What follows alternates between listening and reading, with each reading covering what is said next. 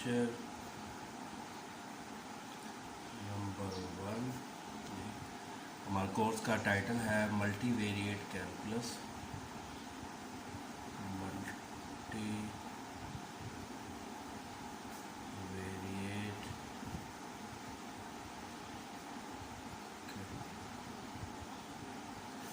Multivariate calculus में आज हम करने जा रहे हैं limit of the function. Limit of the function through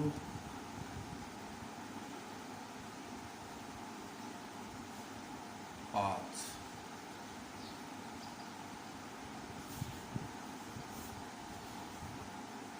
ये फर्स्ट लेक्चर है आपका मल्टीवेरिएट कैलकुलस, आपका कोर्स टाइटल है। और इसमें जो आज हमने टॉपिक करना है वो है लिमिट ऑफ द फंक्शन। किसी फंक्शन की लिमिट हमने फाइंड करनी है थ्रू पाथ्स। थ्रू पाथ्स का मतलब कि यहाँ पे अब हम जो फंक्शन लिमिट फाइंड करेंगे उनके लिए हमें कुछ पाथ इस्तेमाल करने पड़ेंगे ताकि हम फंक्शन की लिमिट को एवेलुएट कर सकें। तो सबसे पहले हमें यही मालूम होना चाहिए कि हमने जो पाथ आगे क्वेश्चन में इस्तेमाल करने हैं वो कौन से पाथ हैं, उनको क्यों हम इस्तेमाल करेंगे। तो उसको हम जो है वन बाय वन जो है यहाँ पे डिस्कस करते हैं। सबसे पहले तो ये है y is equal to k x. y is equal to k x, ये हमारा एक पाथ होगा जी। ठीक है, इसमें हम अगर ऐसे करें k की जगह पे 1 यूज़ कर लें, 1x k की जगह पे 1 यूज़ कर लें तो हमारे पास हमें मालूम होना चाहिए कि ये जो पाथ बनेगा it will be straight line bisecting first and third quadrant and passing through the origin. And if y is equal to 2x, दूसरा पाथ हम यूज़ करते हैं। इसका मतलब ये है कि k इज़ इक्वल टू 2 है, तो k इज़ इक्वल टू 2 जब होगा तो यही वाला पाथ जो है आप समझ लें कुछ इस तरीके से हो जाएगा एक्स वाई। ये वाली जो लाइन है पहले बिल्कुल फर्स्ट और थर्ड क्वाड्रेंट को बाइसेक्ट कर रही थी, अब हम थोड़ा सा इसको ऊपर की तरफ ले जाते हैं, वो ये इस तरीके से हो जाएगा। तो ये हमारे पास y is equal to 2x है। सिमिलरली अगर हम यूज़ करना चाहें आगे k की वैल्यू को और इंक्रीज़ करते हैं अगर, ठीक है, फॉर एग्ज़ाम्पल अगर हम लेते हैं y is equal to 3x, तो हमारे पास जो ग्राफ बनेगा सपोज कर लें कि वो ये इस तरह का है।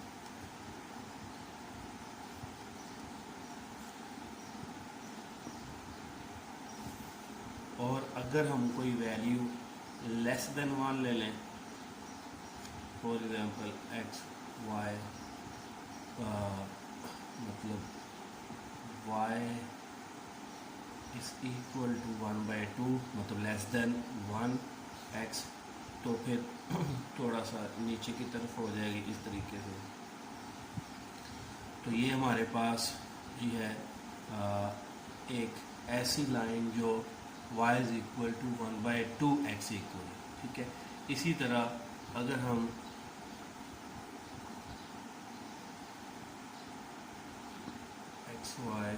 अगर हम y is equal to 1/8 for example ले लेते हैं, काफ़ी छोटा है 1 से, तो ये हमारे पास कुछ इस तरह की लाइन बन जाएगी।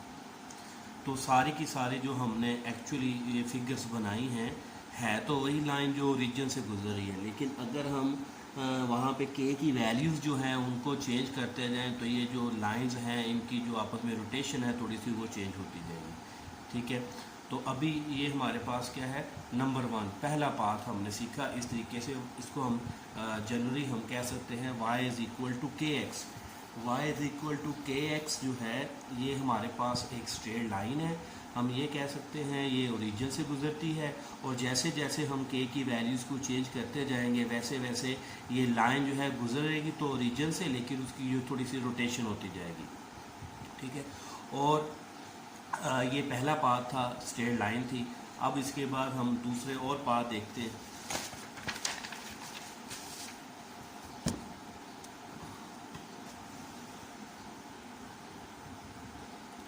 हाँ, दूसरा पाथ हम लेते हैं जी, y इज इक्वल टू, मतलब y square is equal to k x. तो y square is equal to k x, यहाँ पर भी हम उसी तरीके से के की वैल्यू बदलते जाएंगे, एक्स वाई। पीछे जो मैंने आपको स्ट्रेट लाइन बताई वो तो मैंने डिफरेंट बार बार एक्स एक्सिस वाई एक्सिस बना के हर के की हर वैल्यू के लिए बनाई, लेकिन हम इसको आइडिया को समझने के लिए हम इसको एक ही frame of reference x y plane के ऊपर भी बना सकते हैं। मिसाल के तौर y square is equal to k x है, तो अगर हम फॉर एग्जांपल के की जगह पे हम अगर 1 लेते हैं, मतलब इस तरीके से y square is equal to k या 1 लिया तो एक्स। ठीक है, उसके बाद अगर हम थोड़ा सा बढ़ाएंगे तो इस तरीके से हमारे पास कह रहे हैं कि y square is equal to 2x। ठीक है, और सिमिलरली एक और अगर कर्व बनाए इस तरीके से एक्सपैंड होती जाएगी, स्पैन इसका बढ़ता जाएगा, y square is equal to 3x। और अगर हम इसको कम करते हैं तो इस तरीके से चले, इस इनसाइड ले लें, ये हो जाएगा हमारे पास y square is equal to 1/2 half x. तो इसी तरीके से हम कह सकते हैं कि ये सारे के सारे क्या बनेंगे, पैराबोला बनेंगे। और अगर आप गौर करें इस चीज़ को, y square is equal to k x, single power किसकी है, एक्स की है या वाई की। हम कह सकते हैं इसको देख के कि सिंगल पावर एक्स की है। सिंगल पावर चूँकि एक्स की है तो ये एक्स एक्सिस की तरफ, एक्स एक्सिस की तरफ पैराबोला बनेगा, और जैसे जैसे इसमें हम के की वैल्यू चेंज करते जाएंगे तो इसमें स्पैन बढ़ता जाएगा। मतलब आप फिगर इसे देख सकते हैं, जैसे मैंने पहले बनाया, सबसे पहले मैंने लिखा y square is equal to x, फिर उसके बाद के की जगह पे 1 के बाद फिर 2 यूज़ किया, थोड़ा सा पैराबोला का स्पैन बढ़ गया, फिर 3 लिखा और स्पैन बढ़ गया, और अगर इसको 1 से कम करते जाएंगे तो इसका स्पैन जो है कम होता जाएगा। ये सारे के सारे पैराबोले हम कैसे हासिल कर सकते हैं, के की जगह पे डिफरेंट वैल्यू पुट करने के बाद। आप देख सकते हैं ये सारे पैराबोला जो हैं, जैसे मैंने पीछे फिगर जो बनाई है वो स्ट्रेट लाइन, वो भी ओरिजिन से गुजर रही थी। ठीक है, ये सारी फिगर रीजन से जो गुजर रही है, मैं इसी को क्यों डिस्कस करता हूँ, ये जब अगर हम क्वेश्चन करेंगे तो उससे ये बात क्लियर हो जाएगी कि आज हमारा जो फोकस है उस तरह के क्वेश्चंस के लिए फाइंड करना है जो रीजन के ऊपर डिस्कस किए जाते हैं। ठीक है, तो ये हमारे पास पैराबोला थे जो के की डिफरेंट वैल्यूज़ को हमने यहाँ पे लिखते गए और हमारे पास डिफरेंट आते गए। ठीक है, और इसमें देखना ये है कि एक्स और वाई जिसकी पावर 1 होती है उसकी तरफ पैराबोला का फेस होता है। ठीक है, उसके बाद आप ले लें थर्ड फिगर है, x square is equal to k x. अगर x square is equal to k x है, इसको भी हम सिमिलरली मतलब वैसे ही फिगर बना सकते हैं के की डिफरेंट वैल्यूज़ के लिए।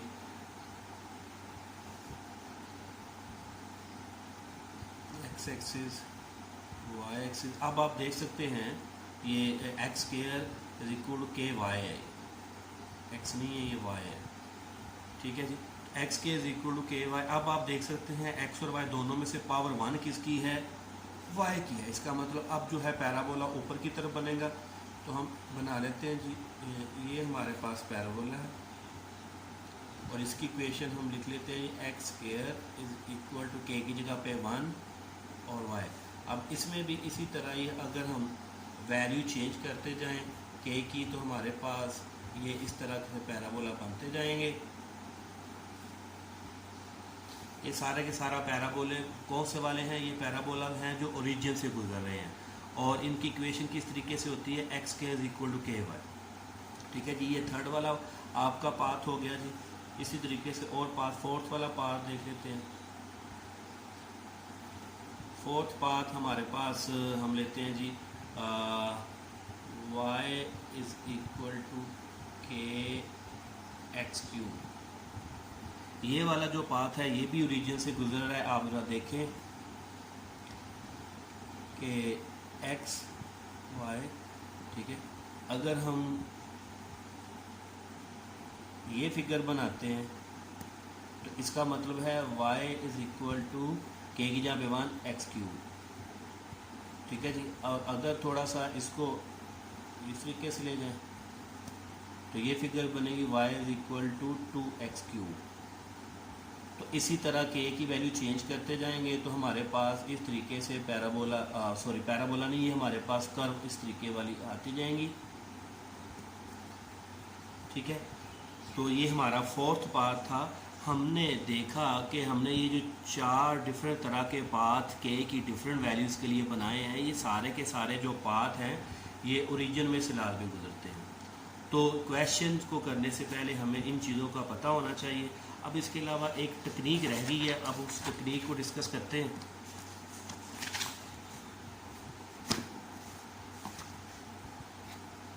तकनीक का नाम हम यहाँ पे रखेंगे जी पोलर कोऑर्डिनेट्स। कि कभी कभी क्वेश्चन जो हैं वो पोलर कोऑर्डिनेट्स के लिहाज से भी करने पड़ते हैं। पोलर कोऑर्डिनेट्स,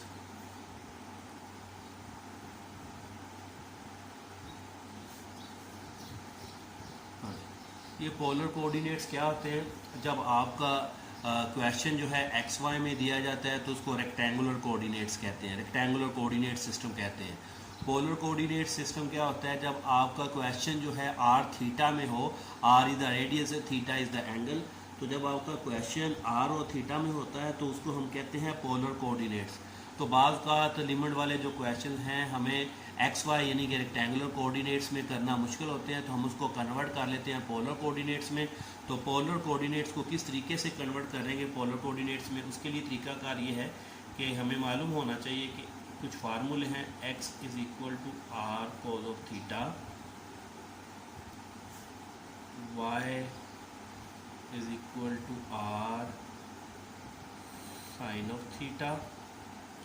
और अगर इन दोनों इक्वेशंस को हम स्क्वायर करें, x square plus y square और इसका स्क्वायर रूट ले, it will be is equal to r. X is equal to r cos of theta होता है, y is equal to r sine of theta होता है, r is equal to x square plus y square का square root होता है, ठीक है। इसको हम ज़्यादा डिटेल में नहीं जाएंगे। ये पोलर कोऑर्डिनेट्स, इसकी कुछ ग्राफिकल रिप्रेजेंटेशन होती है, ग्राफिकल रिप्रेजेंटेशन से भी इनको प्रूव किया जाता है। लेकिन हमें यहाँ पे इस टॉपिक में हम अपने टॉपिक से ज़्यादा अवे नहीं जाएंगे। हमें इस टॉपिक में सिर्फ इन चीज़ों की ज़रूरत है कि x is equal to r cos of theta होता है, y is equal to r sine of theta होता है, r is equal to x square plus y square का स्क्वायर रूट, ठीक है जी। और उसके बाद अगर इफ़ हमारे पास एक पॉइंट दिया हुआ है x y tends to region, इसका मतलब क्या हुआ जी कि x की जो वैल्यू है वो 0 है और y की भी जो वैल्यू है 0 है। तो मैंने लिखा है इफ़ x, y अप्रोच करे 0 0 को, देन मतलब x भी 0 y भी 0। तो अगर ये हमें गिवन हो तो देन हम क्या कह सकते हैं, इस x और y की वैल्यू को यहाँ पे पुट करें इस फार्मूले में, x भी 0 और y भी 0, तो हम देख सकते हैं कि r भी हमारे पास क्या आ जाएगा, अप्रोच करेगा 0 को। क्योंकि x और y दोनों अप्रोच कर रहे थे 0 को, उनको इस यहाँ पे इस फार्मूले में पुट करें तो आपके पास r जो है वो भी अप्रोच करेगा 0 को। तो ये एक छोटा सा हमने पोलर कोऑर्डिनेट्स को डिस्कस कर लिया ताकि हम क्वेश्चन अभी जब करें तो हमें ये सारी टेक्निक्स जो हैं पता होनी चाहिए, फिर ही हम क्वेश्चन को इजीली कर सकते हैं। मैं एक दफ़ा दोबारा रिपीट कर देता हूँ ये सारा। देखिए जी, सबसे पहले आज हमने जो limit of the function find करनी है उसमें हमें पाथ इस्तेमाल करने हैं। पाथ वो वाले इस्तेमाल करने हैं जो ओरिजिन में से गुजरे, और वो कितनी तरह के पाथ हैं। पहले हमने देखा y is equal to k x, और ये y is equal to k x एक स्ट्रेट लाइन है जो ओरिजिन में से गुजरती है। तो यहाँ पे k की हम डिफरेंट वैल्यूज पुट करते जाएँ तो हमारे पास डिफरेंट स्ट्रेट लाइंस आती रहती हैं जो सारी के सारी जो हैं ओरिजिन में से गुजरेंगी। उसके बाद फिर हमने देखा पैराबोला। पैराबोला कौन से वाला, y square is equal to k x. यहाँ पे भी के की डिफरेंट वैल्यू पुट करते जाएँ तो चूँकि y square equal to x में एक्स की पावर 1 है तो ये एक्स एक्सिस के अलॉन्ग सारे पैराबोला बनेंगे। सिमिलरली हम देखेंगे x square equal to k y, यहाँ पे वाई की पावर 1 है तो ये पैराबोला जो है सारे बनेंगे अपवर्ड ऊपर वाई एक्सिस के अलॉन्ग। उसके बाद लास्ट वाला जो हमने फोर्थ वाला जो पार्ट किया है वो क्या है, y is equal to k x cube. ये भी एक कर्व कहलाती है, इसका स्पेशल नाम नहीं है। ये कर्व जो है ये भी ओरिजिन में से गुजरती है, ठीक है। इसमें भी हम के की डिफरेंट वैल्यू पुट करते जाएंगे तो हमारे पास डिफरेंट के जो हैं डिफरेंट कर्व्स आती जाएंगी। उसके बाद हमने ये पोलर कोऑर्डिनेट्स टेक्निक सीखी। पोलर कोऑर्डिनेट्स टेक्निक की ज़रूरत हमें उस वक्त पड़ती है जब कोई क्वेश्चन एक्स वाई में हम सॉल्वेबल नहीं होता, हम एक्स वाई में उसको सोल्व नहीं कर सकते, वहाँ पे काफ़ी टीडियस हो जाता है, तो हम उसको मूव करके फिर पोलर कोऑर्डिनेट्स में ले जाते हैं and then we can solve this question. अब मैं वन बाय वन जो है इस टॉपिक को कोशिश करता हूँ कि इन डिटेल आपको ये जो है डिफरेंट क्वेश्चन से इस टॉपिक को हम समझ लें।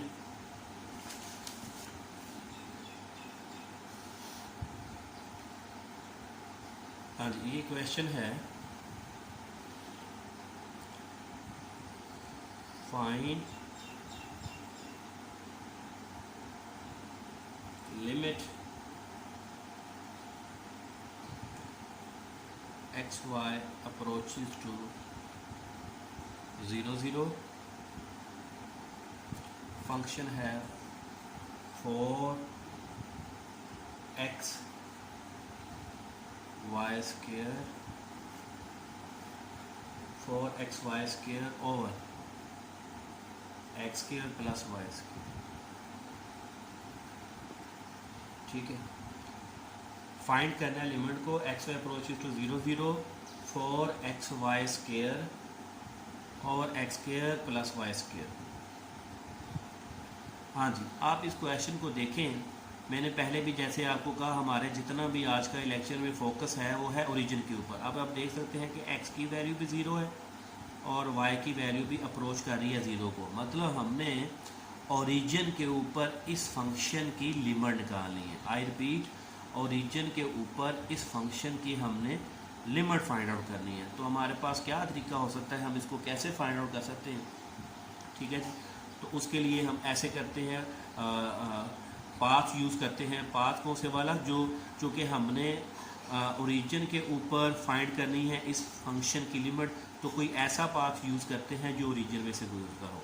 तो हम पाथ यूज़ करते हैं y is equal to k x.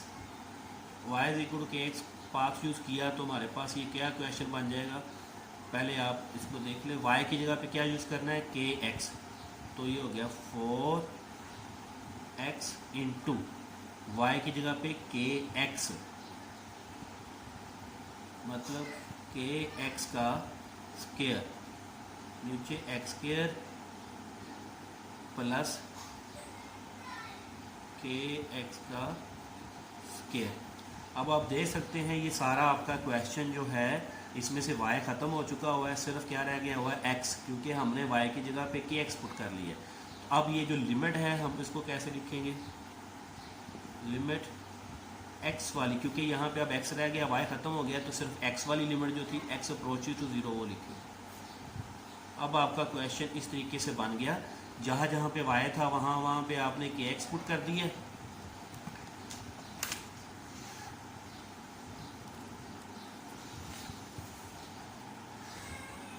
जहाँ जहाँ पे y था वहाँ पे हमने के एक्स पुट कर दिया।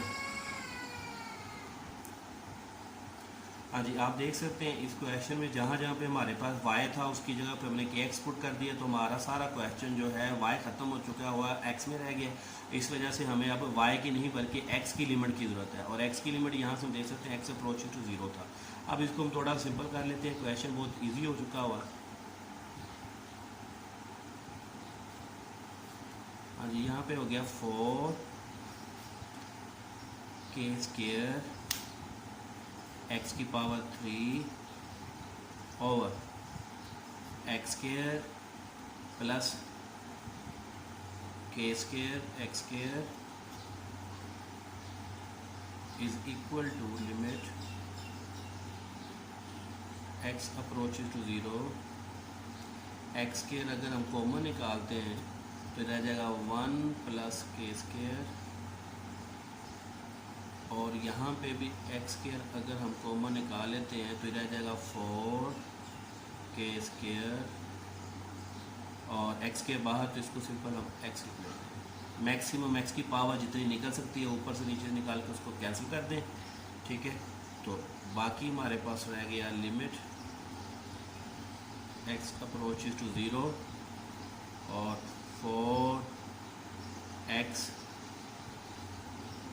k² 1 + k², ठीक है जी। अब यहाँ पे इस पूरे क्वेश्चन का निचोड़ है, ज़रा ध्यान से समझ लें। यहाँ पे क्या है कि देखें, अगर हम k की जगह पे कोई वैल्यू पुट करें, 1 कर दें, 2 कर दें, 3 कर दें, जो कुछ भी k की जगह पे वैल्यू पुट कर दें, लेकिन ये जो x यहाँ पे अवेलेबल है, अब x यहाँ पे जो मौजूद है, तो x की अप्रोच कर रहा है 0 को, ठीक है। तो k की वैल्यू यहाँ पे 1 पुट करें, 2 पुट करें, 3 पुट करें, जो मर्जी पुट करें, लेकिन चूंकि x यहाँ पे मौजूद है और x अप्रोच कर रहा है 0 को, तो इस वजह से k की डिफरेंट वैल्यूज़ हम पुट कर भी दें तो x ने सारी वैल्यूज़ को यहाँ पे उसको ख़त्म कर देना, क्योंकि x किसके बराबर है, 0 के बराबर है, तो आपका आंसर 0 आ जाए। लिहाजा हम ये कह सकते हैं कि इस क्वेश्चन में चूँकि x अप्रोच कर रहा था 0 को, तो आपका आंसर क्या आ गया, 0, ठीक है। तो अगर ये वाला x यहाँ पे मौजूद ना होता तो इस क्वेश्चन का जो रिज़ल्ट आना था वो काफ़ी डिफरेंट आना था। वो मैं आगे क्वेश्चन करवाता हूँ आपको, वहाँ से आपको समझ आ जाएगा, ठीक है। अभी हम यहाँ पे ये सोच सकते हैं कि ये वाला जो k है और ये वाला k, इसकी हम डिफरेंट वैल्यू पुट करें, 1 पुट करके, 2 पुट करके, जितनी मर्जी जो मर्जी वैल्यू पुट करके देख लें, लेकिन यहाँ पे जो x है और वो अप्रोच कर रहा है 0 को, इस वजह से ये हमेशा k की कुछ भी वैल्यू पुट करिए, आंसर हमारे पास 0 ही हो जाएगा। अब हम आगे एक ऐसा क्वेश्चन करते हैं जिसमें यहाँ पे जो वेरिएबल था अगर ना हो तो तब क्वेश्चन का रिजल्ट क्या होगा, वो देखते हैं।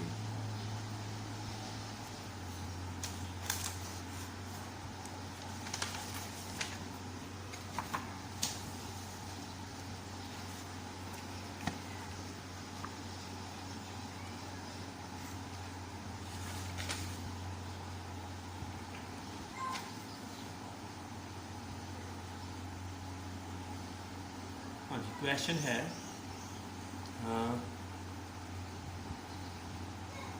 फाइंड लिमिट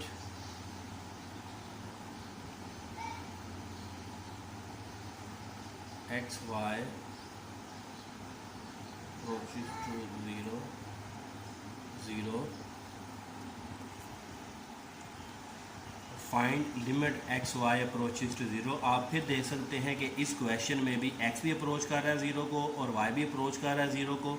मतलब इस क्वेश्चन में भी हमने जो लिमिट फाइंड करनी है वो रीजन के लिहाज से फाइंड करनी है, और जो फंक्शन है वो है 2xy over x² plus y²। तो ये वाली अब आपने लिमिट फिर फाइंड करनी है। आप देखें कि limit x y approach to 0 मतलब रीजन के ऊपर, और इस वक्त 2xy over x² plus y² हमारे पास क्या है जी, फंक्शन है। इसमें हम पाथ यूज़ करते हैं y = kx। y = kx path use किया तो हमारे पास क्वेश्चन ये क्या बन जाएगा, आप देखें यहाँ पे y की जगह पे kx पुट किया तो हमारे पास 2x, y की जगह पे क्या है जी, kx, और नीचे x² प्लस y², y की जगह पे क्या है जी, kx², ठीक है जी। और फिर पिछले क्वेश्चन की तरह ये वाला भी क्वेश्चन हमारा जो है y इसमें एलिमिनेट हो चुका हुआ है, जस्ट इसमें x है, तो इस वजह से हम y अप्रोचेस टू 0 छोड़ देंगे, x अप्रोचेस टू 0 लिखेंगे, क्योंकि इसमें अब x है, y तो है नहीं। तो ये बन जाएगा limit x approaches to 0 and now limit, थोड़ा सिंप्लीफिकेशन कर लें, x अप्रोचेस टू 0, तो ऊपर आपके पास बन गया जी 2kx² और नीचे आपके पास है जी x² plus k² x²। Limit x approaches to 0 हाँ जी, 2k एक्स स्केयर, नीचे से अगर हम एक्स स्केयर कॉमन निकाल लेते हैं रह जाएगा 1 प्लस के स्केयर। इस एक्स स्केयर को इस एक्स के साथ कैंसिल कर देते हैं जी, तो बाकी रह जाएगा limit x approaches to 0 2k 1 plus k square. ठीक है जी।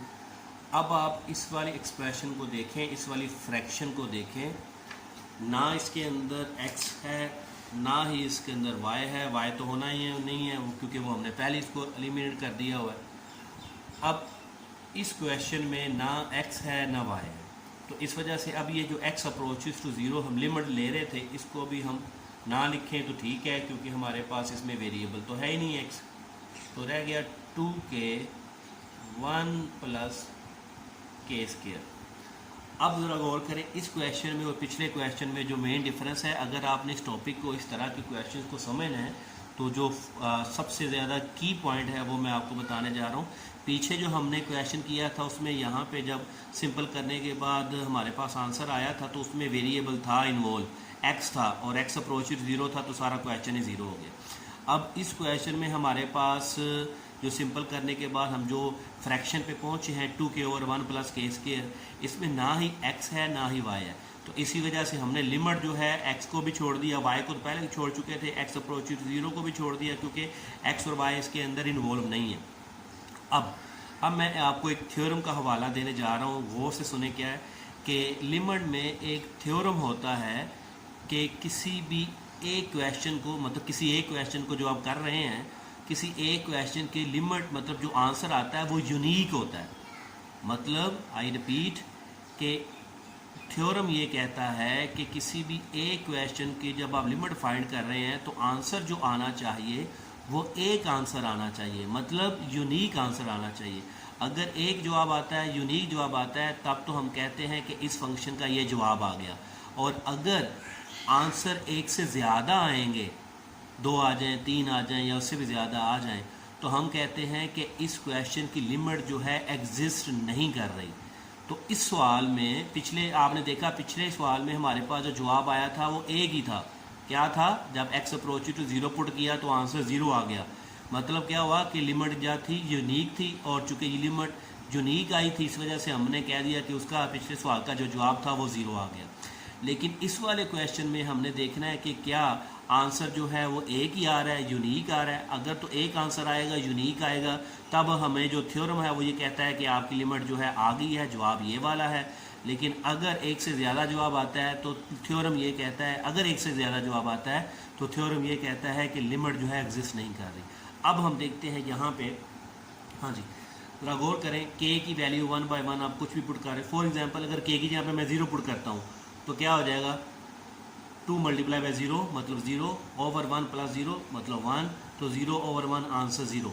मतलब जब k की जहाँ पे आपने 0 पुट किया तो जवाब 0 आया, तो पहला जवाब आपका जो आया वो 0। अब k की जहाँ पे 1 पुट करें, k की जगह पे अगर 1 पुट करते हैं तो क्या जवाब आ जाएगा? ऊपर 2 बन गया, नीचे भी 2 बन गया, 2 ओवर 2 क्या आ गया? कैंसिल करके 1।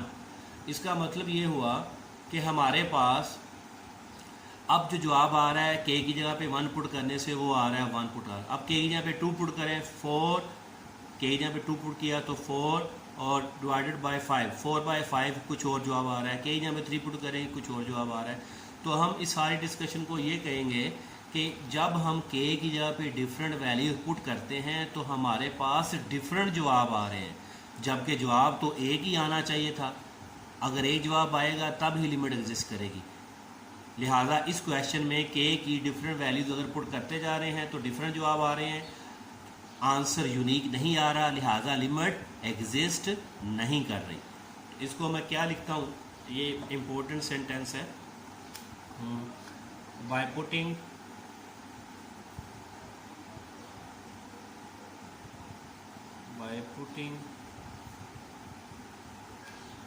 different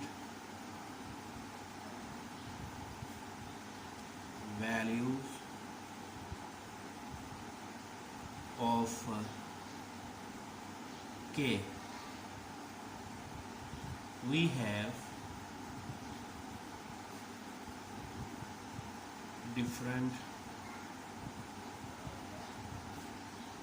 answers. So give a limit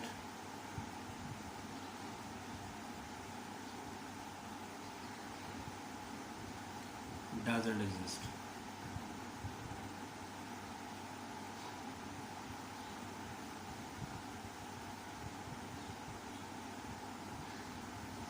ठीक है, तो ये वाला क्वेश्चन हमने कर लिया कि अगर हम डिफरेंट वैल्यूज़ के की जगह पे यहाँ पे पुट करते हैं तो हमारे पास डिफरेंट जवाब आ जाते हैं।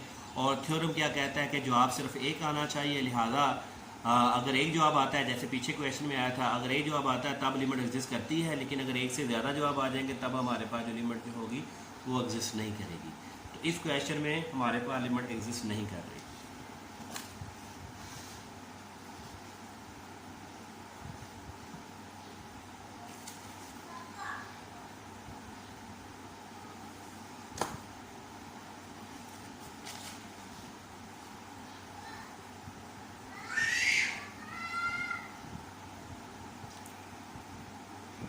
हाँ जी, ये मैंने एक और क्वेश्चन लिख लिया, limit x y approaches to 0 0, मतलब रीजन के ऊपर आप लिमिट फाइंड करनी है इस फंक्शन की 2x² y ओवर x की पावर 4 प्लस y²।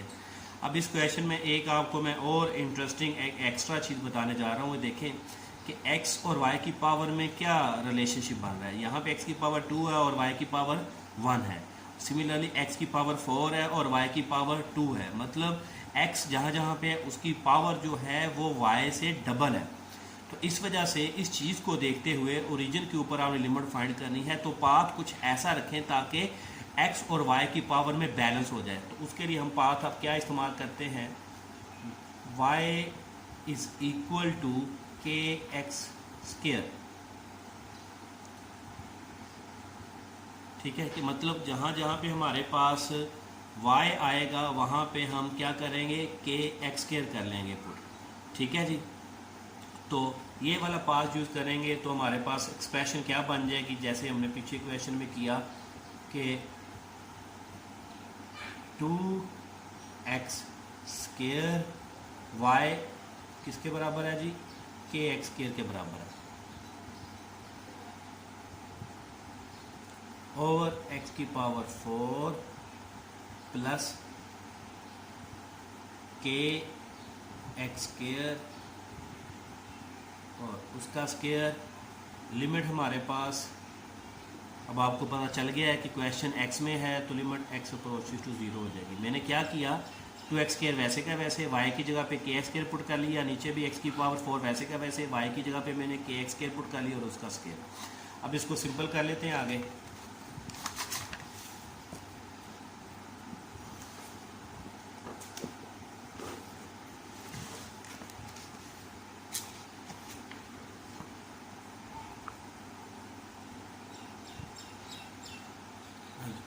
ये हो जाएगा सिंपल करके, is equal to limit x approaches to 0 2 multiply k x की पावर 4 ओवर x की पावर 4 हम नीचे से भी कॉमन निकाल सकते हैं, रह जाएगा 1 प्लस x की पावर 4 बार तो ये k² है, x की पावर 4 x की पावर 4 कैंसिल हो गया। Limit x approaches to 0 2k over 1 plus k²। अब आप देख सकते हैं कि इस क्वेश्चन में ये जो फ्रैक्शन है इसमें x नहीं है, तो हम यहाँ पे जो ये लिमिट जो थी, लिमिट x अप्रोचेज 0, इसको छोड़ दें तो 2k ओवर 1 प्लस k²। यहाँ पे भी जो प्रीवियस क्वेश्चन किया है उसका जो आर्गूमेंट दिया था, यहाँ पे भी वही आर्गूमेंट, यहाँ पे भी वो जो एक दो लाइनें मैंने लिखी थी by putting different values of k we have different answer, so given limit doesn't exist. तो वही वाली मैं दोबारा फिर बोल देता हूँ, by putting different values of k we have different answers, so given limit doesn't exist. तो यहाँ पे भी वही वाला आर्गूमेंट आएगा कि के की अगर हम डिफरेंट वैल्यू पुट करते जा रहे हैं तो हमारे पास डिफरेंट जवाब आएंगे, और चूंकि डिफरेंट जवाब काफ़ी सारे आ रहे हैं, एक ही जवाब यूनिक जवाब नहीं आ रहा, तो लिहाजा थ्योरम के हवाले से हम कह देंगे कि ये लिमिट जो है एग्जिस्ट नहीं कर रही, तो आपका क्वेश्चन जो है ये कंप्लीट हो जाएगा। ठीक है जी। और मैं आपको ये बात बताता जाऊँ, ये जो आज हम टॉपिक कर रहे हैं इसमें ज़्यादातर जो क्वेश्चन हम देखने में आते हैं कि ओरिजिन के ऊपर हमने लिमिट चेक करनी होती है, ज़्यादातर जो क्वेश्चन होते हैं उनमें लिमिट एग्जिस्ट नहीं करती। ठीक है, जबकि हमने छोटी क्लासों में जो पढ़े क्वेश्चन उसमें ज़्यादातर जो है लिमिट एग्जिस्ट कर जाती है। ठीक है, ये वाले जो ओरिजिन के और पाथ वाले जो हैं क्वेश्चन, इनमें ज़्यादातर मैंने जो आज तक क्वेश्चन देखे हैं उसमें लिमिट एग्जिस्ट नहीं करती, जो हमने सिर्फ आज वाले लेक्चर में भी देखा। पहले क्वेश्चन में लिमिट एग्जिस्ट की थी, दूसरे और तीसरे में लिमिट एग्जिस्ट नहीं की। अब इसके अलावा हम चलते हैं पोलर कोऑर्डिनेट की तरफ।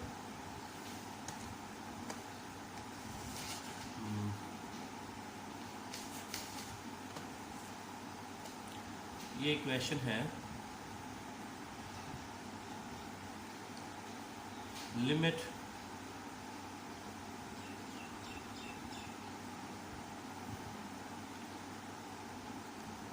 एक्स वाई, ज़ाहिर बात है ओरिजिन के ऊपर होगा, limit x y approaches to 0 0 x cube over x square plus y square. Solution, तो जैसा कि मैंने लेक्चर के स्टार्ट में ही आपको बता दिया था कि अगर हमारे पास x y approaches to x भी ज़ीरो को अप्रोच करे और वाई भी ज़ीरो को अप्रोच करे, तो फिर हम कहते हैं कि आर जो है वो भी ज़ीरो को अप्रोच करेगा। ये मैंने आपको स्टार्ट में बता दिया था। अब एक्स की वैल्यू वहाँ पे क्या होती है, आर कोस ऑफ थीटा। ठीक है, मतलब कोस की पावर 3 और आर की पावर 3 हो जाएगा, और नीचे आर कोस ऑफ थीटा इसका स्क्वायर। ठीक है, वाई स्क्वायर मतलब r square sine square theta. X is equal to r cos of theta होता है तो पावर 3 3 शिफ्ट कर दी, x square r cos of theta power 2 आ गया। अब similarly y r sine theta होता है उसकी पावर यू। तो अब आप देखते हैं ये पहले सारा क्वेश्चन जो था यहाँ पे आपका ये सारा क्वेश्चन जो है ये एक्स वाई मतलब रेक्टेंगुलर कोऑर्डिनेट में है, लेकिन जब हमने ये उसकी कन्वर्जन की है तो हमारा पोलर कोऑर्डिनेट सिस्टम में आ गया है। तो अब हम आर अप्रोचेस टू लिखेंगे, ना कि एक्स वाई अप्रोचेस टू लिखेंगे। तो अब उसके बाद आगे इसकी सिंप्लीफिकेशन करते हैं जी। Is equal to limit are approaches to 0 r cube cos of cube theta, नीचे से अगर आर स्क्वायर कॉमन निकाल लें, ठीक है जी, तो क्या रह जाएगा cos square theta plus sine square theta. तो आर क्यूब आर स्क्वायर के साथ कट गया तो क्या रह गया, limit are approaches to 0 R cos of cube theta, और ये सारा 1 वाला फार्मूला हो गया, नीचे 1 रह गया, is equal to limit are approaches to 0 R cos of cube theta. अब ज़रा गौर करें, थीटा की जगह पे अब अगर मैं डिफरेंट वैल्यूज़ पुट करता हूँ थीटा की जगह पे, फॉर एग्जांपल थीटा की जगह पे मैंने 0 पुट किया, तो कैलकुलेटर के ऊपर सोल्व करें जो भी जवाब आएगा। लेकिन जब अगर हम आर के साथ मल्टीप्लाई करेंगे तो आर अप्रोच कर रहा है 0 को, तो आंसर 0 आ जाएगा। फिर थीटा की जगह पे फॉर एग्जांपल मैं 30 डिग्री पुट करता हूँ कैलकुलेटर के ऊपर, उसका आंसर देखें कुछ ना कुछ जवाब आएगा। लेकिन जब आर के साथ मल्टीप्लाई होगा और आर किसके अप्रोच कर रहा है 0 को, तो फिर जवाब 0 आ जाएगा। तो कहने का मतलब ये है कि थीटा की जगह पे आप जो मर्ज़ी पुट करते रहें, जो मर्ज़ी पुट करते रहें, लेकिन जब आप उसको मल्टीप्लाई करेंगे आर के साथ और आर क्या है, 0 है, तो आंसर आपका क्या आ जाएगा, 0 आ जाएगा। ये बिहेव, इस क्वेश्चन ने बिहेव किया है कैसे, जैसे हमने सबसे पहले वाला क्वेश्चन किया था, उसमें भी हमने देखा था कि जब x के साथ मल्टीप्लाई होता है तो 0 आ जाता है, क्योंकि वहाँ पे x अप्रोच कर रहा था 0 को। तो लिहाजा हम कह सकते हैं इस क्वेश्चन की लिमिट क्या कर गई है, एग्जिस्ट कर गई है, क्योंकि एक जवाब आ गया है और वो एक जवाब कौन से वाला है, 0। ठीक है, तो लिहाजा इस क्वेश्चन की लिमिट एग्जिस्ट कर गई है। ठीक है, अब हम आगे जो नेक्स्ट क्वेश्चन करने जा रहे हैं उसमें हम देखेंगे कि लिमिट एग्जिस्ट नहीं करेगी। ठीक है जी, तो लिमिट एग्जिस्ट नहीं करेगी। हाँ जी, ये बच्चे मैंने एक क्वेश्चन और लिखा है, limit x y approach to 0 0 कि एक्स भी अप्रोच कर रहा है 0 को, वाई भी अप्रोच कर रहा है 0 को, और एक्सप्रेशन है जो फ्रैक्शन है, जो फंक्शन है वो है x square minus y square और x square plus y square. इसको भी हम पोलर में कन्वर्जन इसके करके क्वेश्चन को करते हैं, तो क्या हो जाएगा, limit R approach to 0, x क्या है, एक्स होता है आर कोस थीटा के बराबर, और y जो है वो है r साइन ऑफ थीटा के बराबर।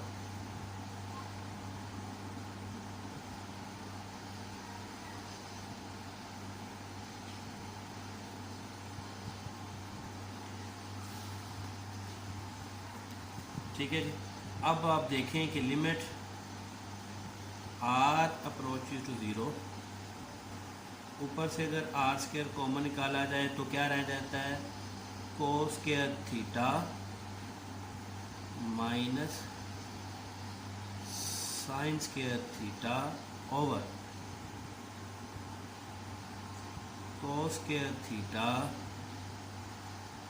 Plus sine square theta. ठीक है, यहाँ पे भी आर स्क्वायर ख़त्म हो गए, और चूँकि आर जो है हमारे पास ऊपर भी नहीं है, कैंसिल हो गया है नीचे वाले के साथ, तो लिहाजा लिमिट हम नहीं लिखेंगे क्योंकि आर नहीं है।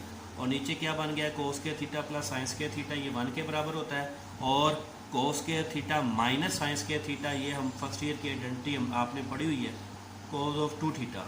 ठीक है, ये आइडेंटिटी यूज़ कर ली तो आपके पास जवाब आ गया कोस ऑफ 2 थीटा। अब इस क्वेश्चन में और पिछले क्वेश्चन में जो वाज़ह फ़र्क है वो देखें। पीछे क्वेश्चन में जो हम सिंपल किया था तो वहाँ पे आर आ रहा था, और उस आर की अप्रोच कर रहा था 0 को, तो उसने सारा कुछ क्या कर दिया 0 कि थीटा की जगह पे जो मर्जी पुट कर लें, चूँकि आर जो है अप्रोच कर रहा है 0 को, यहाँ पुट करेंगे तो सब कुछ 0 हो जाएगा। ठीक है, लेकिन इस क्वेश्चन की नोयत ये पिछले वाले क्वेश्चन से डिफरेंट है। यहाँ पे हमारे पास जो जवाब आया उसमें आर नहीं है, आप देख सकते हैं। ठीक है जी, तो चूँकि आर नहीं है इसी वजह से लिमिट आर अप्रोच टू 0 ये मैंने लिखा भी नहीं, वैसे के वैसे छोड़ दिया। अब ये हमारे पास आ गया कोस ऑफ 2 थीटा। ठीक है, अब थीटा के लिए हम वैसे ही लैंग्वेज बोलेंगे जैसे हम के लिए बोलते थे। क्या भला, अगर मैं थीटा की जगह पे 0 पुट करूँगा तो कोस 0 पे क्या होता है 1, फिर मैं थीटा की जगह पे 30 डिग्री पुट करूँगा या 10 डिग्री पुट कर लो या 20 डिग्री पुट कर लो, कैलकुलेटर के ऊपर आप कोई भी वैल्यू पुट कर सकते हैं। तो हम ये कहते हैं जब 30 डिग्री पुट करेंगे तो कोस का कुछ और जवाब आएगा, 45 डिग्री पुट करेंगे कुछ और जवाब आ जाएगा, 47 डिग्री पुट करेंगे कुछ और जवाब आएगा। तो ये हम कह सकते हैं कि by putting different values of theta we have different answers. ठीक है, चूँकि इसमें आर नहीं है इस वजह से तो डिफरेंट आंसर आ रहे हैं। तो ये डिफरेंट आंसर आ रहे हैं तो थ्योरम के हवाले से हम ये कहेंगे कि लिमिट यूनिक नहीं है, लिहाजा ये आंसर एक नहीं आ रहा, यूनिक नहीं आ रहा, तो गिवन लिमिट डजंट एग्जिस्ट। ठीक है, तो यहाँ पे नीचे जो है आप वही सेंटेंस लिख लें, मैं रिपीट कर देता हूँ क्या, bye putting different values of theta, के नहीं theta, by putting different values of theta we have different answers, so given limit doesn't exist, लिहाजा लिमिट एग्जिस्ट नहीं होगी। ठीक है, तो यहाँ पे मैं लिख देता हूँ doesn't exist, एक छोटा सा इतना लफ्ज़ लिख देता हूँ doesn't exist। ठीक है जी, by putting different values of theta we have different answers, so given limit doesn't exist। तो आप बच्चे इस चीज़ के ऊपर मैंने पहले भी बताया, इस चीज़ के ऊपर फोकस करें कि ऊपर वाले क्वेश्चन में यहाँ पे आर आया था, इस वाले क्वेश्चन में आर नहीं आया। तो आर अप्रोचेस टू 0 था, तो इस वजह से थीटा की कुछ भी वैल्यू पुट कर लो, लेकिन जब आर के साथ मल्टीप्लाई होगा यानी कि आर किसके इक्वल है, आप अप्रोच कर रहा है 0 को, तो आंसर तो 0 आ जाएगा। लेकिन यहाँ पे थोड़ा सिनेरियो डिफरेंट है, यहाँ पे जो हमारे पास आंसर आया उसमें आर है ही नहीं है। अगर आर नहीं है तो इसका मतलब आर अप्रोचेस टू 0 वाली बात तो ख़त्म होगी। अब यही है कि बस थीटा है और हम ये कह सकते हैं कि थीटा की जगह पे डिफरेंट वैल्यू पुट करेंगे डिफरेंट जवाब आएंगे। लिहाजा चूंकि एक जवाब नहीं आ रहा तो थ्योरम के हवाले से हम ये कह देंगे लिमिट जो है वो एग्जिस्ट नहीं कर रही क्योंकि आंसर यूनिक नहीं है। ठीक है, तो ये वाला जो आपका लेक्चर था लिमिट का ये मैंने मुकम्मल करवा दिया। आपने इससे रिलेटेड जो क्वेश्चन करने हैं मैं आपको बता देता हूँ।